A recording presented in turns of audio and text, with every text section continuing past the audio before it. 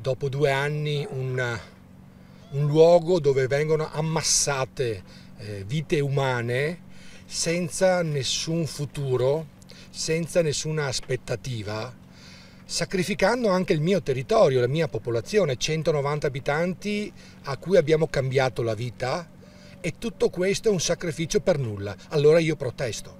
Nous avons besoin de vous, de la population. Il faudrait que la population soit au courant de notre existence au moins. Il faudrait que les autorités arrivent à voir notre situation. Nous voulons vivre avec vous, avec le monde extérieur, c'est ce qui est important. Mais ici, on est enclavé, on se sent isolé. On veut vivre avec vous, c'est ça la réalité. Come andrà a finire dopo nel futuro se continuano sempre a arrivare?